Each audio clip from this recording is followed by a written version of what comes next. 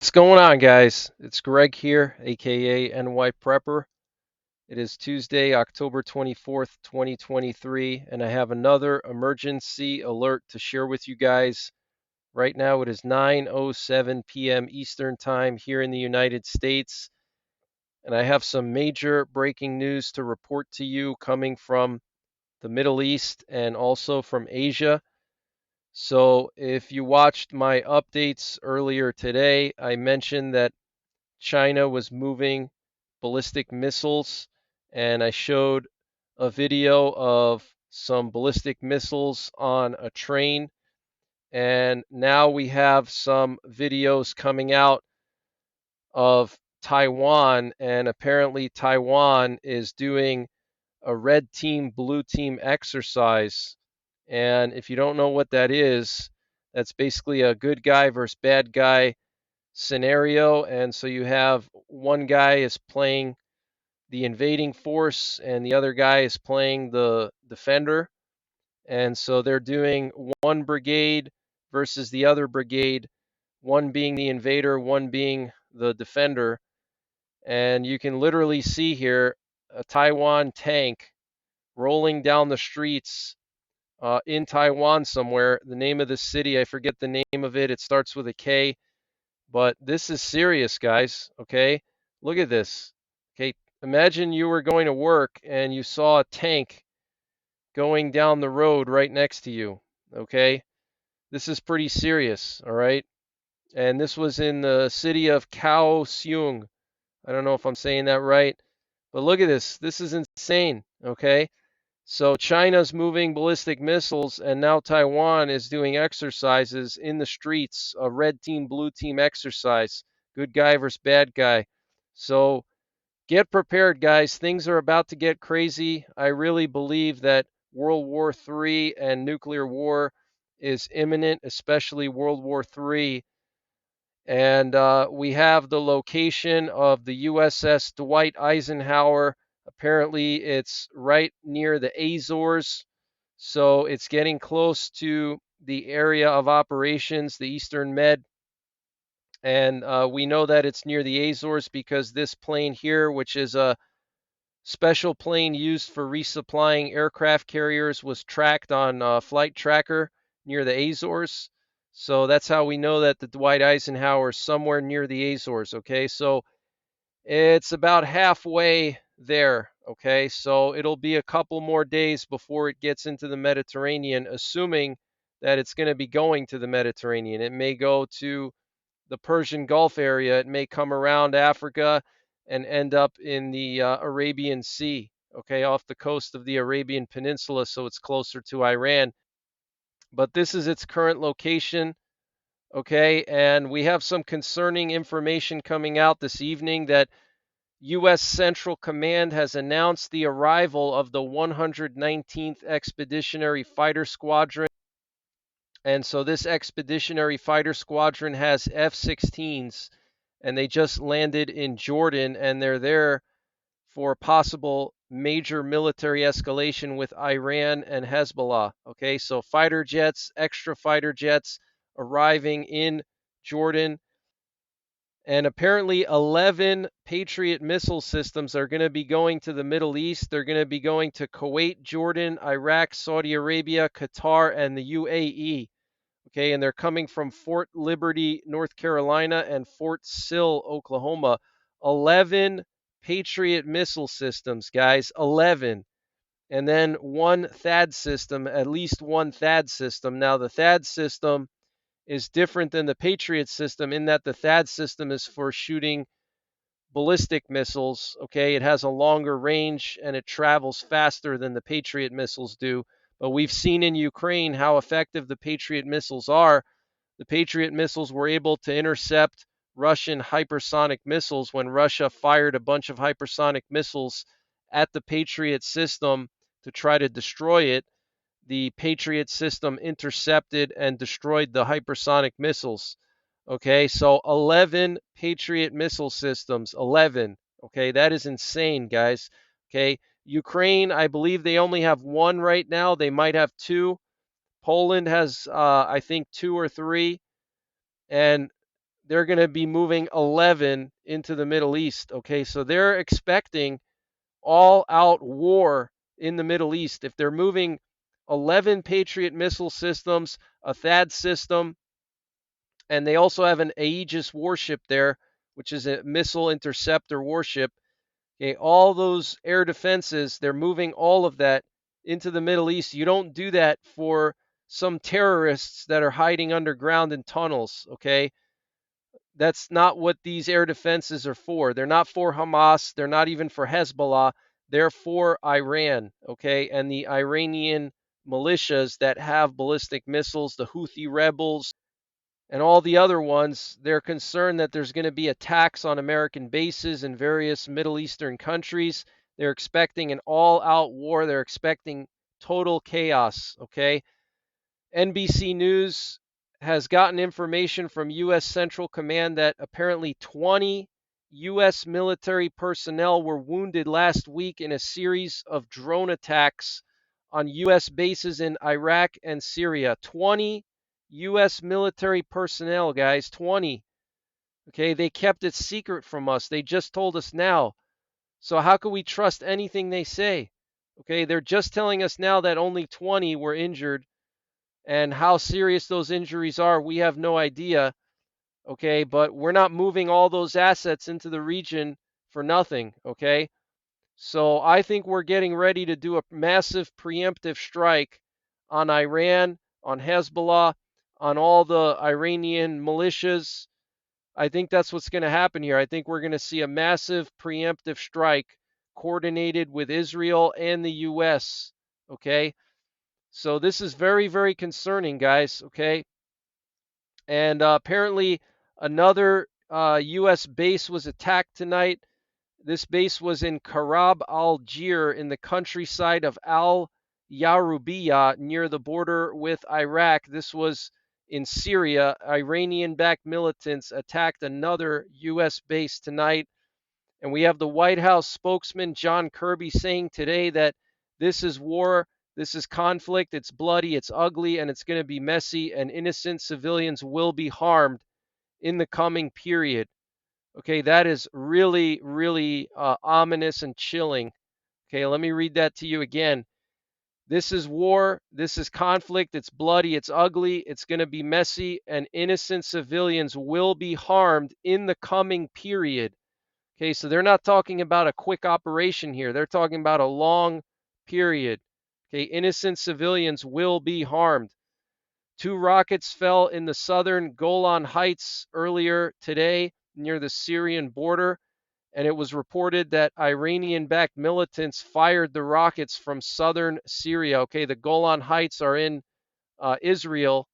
Okay, and the Israeli army responded by shelling the southern part of Syria with artillery. Okay, so now Israel is getting attacked on 3 fronts. Okay, they have Hamas, they have Hezbollah in Lebanon. They've been fighting against Hezbollah like on a daily basis. They're trading artillery and anti tank missiles and all kinds of stuff, small arms.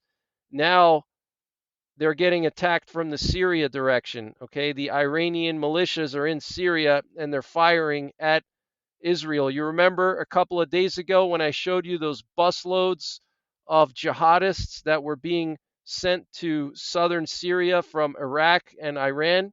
Well, guess what? It looks like they're already there and they're going to start attacking Israel now from southern Syria. So now Israel's going to have to attack Syria. They're going to have to attack Lebanon. They're going to have to attack Gaza. And then they're going to have to attack Iran, maybe Egypt. I mean, all these countries are just going after Israel, guys. And, Russia has bases in Syria. Okay. And this is what could bring Russia into the war. And this is why this could potentially turn into the Ezekiel 38-39 attack on Israel. Is if, let's say, Israel bombs a Russian airbase because they find out that the Iranian-backed militias are using the Russian airbase to resupply and move equipment into Syria, and then from there they're launching attacks onto Israeli territory. What if Israel craters the runways on that Russian base? And then that's when Russia would get involved, and that's the biblical prophecy where God puts hooks in the jaws of Magog and brings him down from the far north into Israel. I want to read to you also what Vladimir Putin said.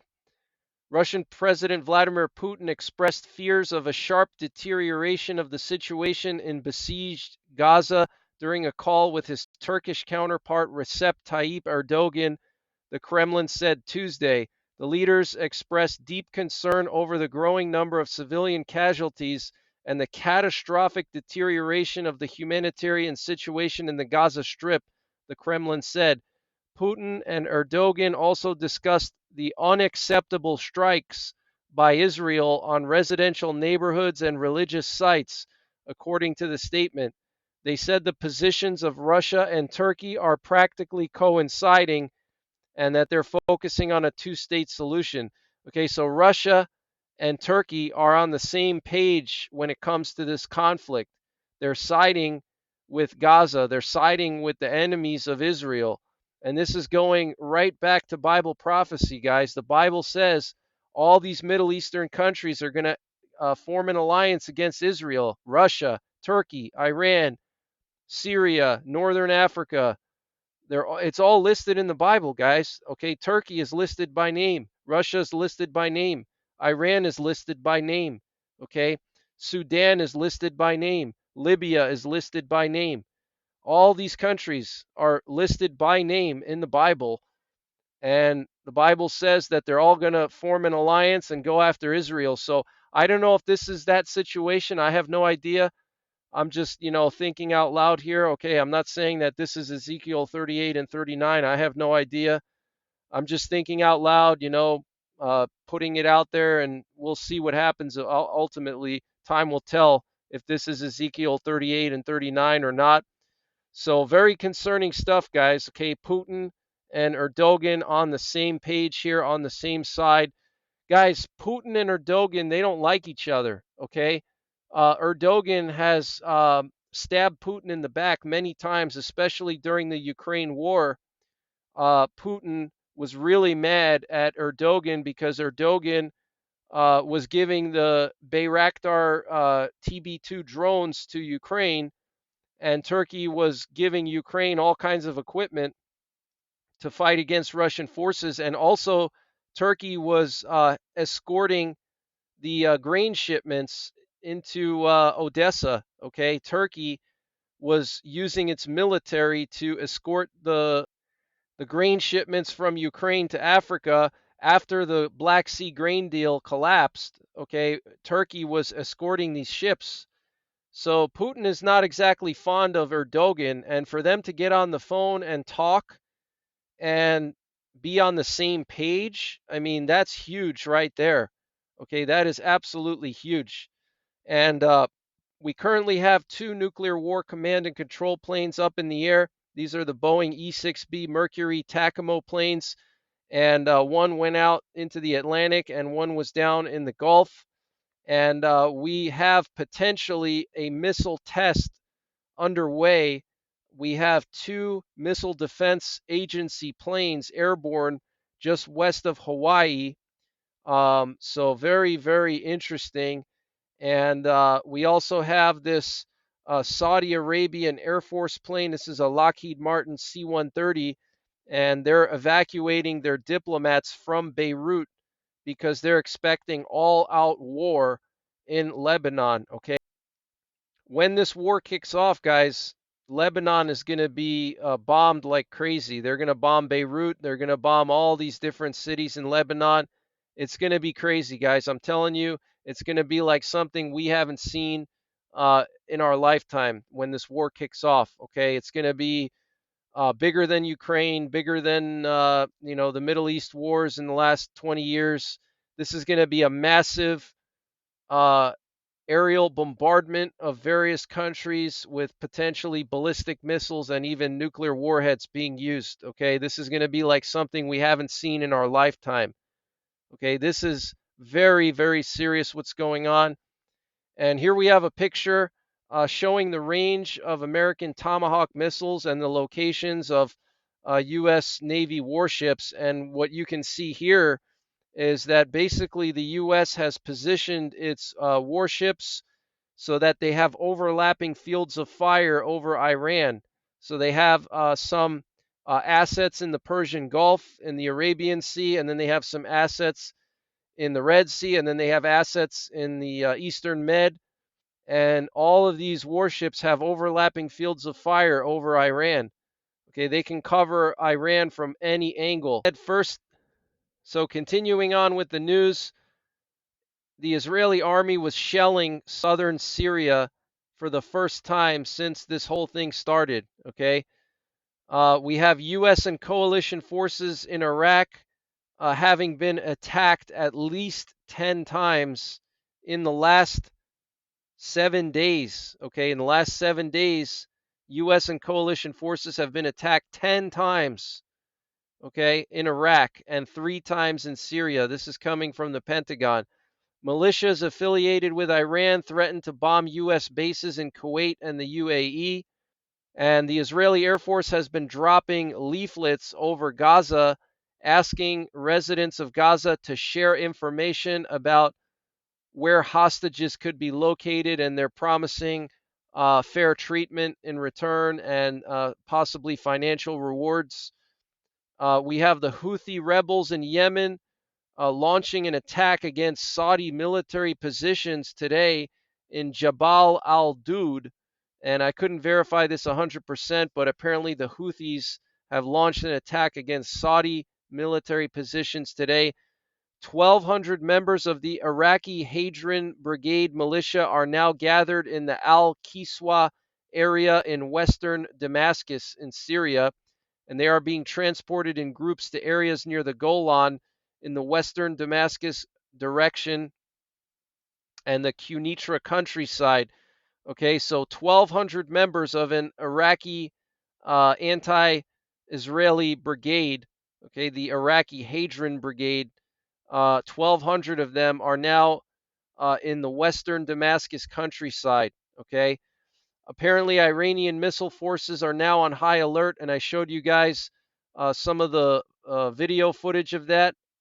And so there was more activity along the Lebanese-Israeli border today. There was an air raid alert in the outskirts of Ramesh, and an Israeli drone fired a missile towards the outskirts of the town of Kfar Shuba, and Hezbollah attacked the Israeli army's Pranit barracks with an anti-tank guided missile and artillery shells. Hezbollah attacked the Kirbit al-Marana or al-Manara site this afternoon with rockets and artillery. And here we have a picture showing a statement that was put out by the Islamic Resistance of Iraq, and they're claiming responsibility for attacking another U.S. airbase today. This was the Al-Assad Air Base. Okay, so they attacked it again. You can use Google Lens to translate this, but basically what it says is that this evening, the Mujahideen of the Islamic Resistance in Iraq targeted the American occupation base in western Iraq on al-Assad with a missile salvo directly hitting its targets. So they're claiming responsibility for yet another attack on an American base, okay, today. And here we have a video showing some air raid sirens in Israel. This is near the border of Lebanon. So let me just play this for you.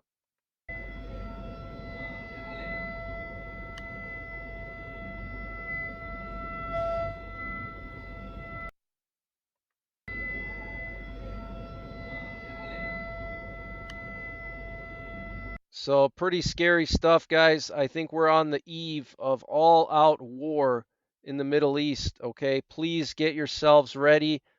Finalize your preps now before there's any kind of shortages, because once the general masses figure out what's going on, they're going to panic buy. Okay, just think about the ammo shortage 2 years ago when the pandemic started. You couldn't find ammo, you couldn't find any freeze-dried food. I mean, everything was out. So it could be like that again if this war breaks out and there's an all-out war. Okay, So that's pretty much it for this update, guys. Make sure you're subscribed. Make sure you hit the bell icon so you get notified when I post these emergency alerts and when I go live. And when this war does kick off, which I think is going to be any day now, I will go live as much as possible, 24/7. I will do constant live coverage when this kicks off because I think this is going to be historic.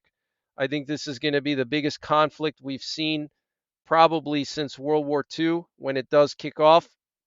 And, as long as the internet works, as long as we have electricity, I will be covering this whole situation with multiple updates a day.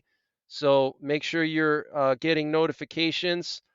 And other than that, I'll keep you updated. I'll do more updates tomorrow. So take care, God bless, and don't forget the 3 Ps: prepare, practice, and persevere.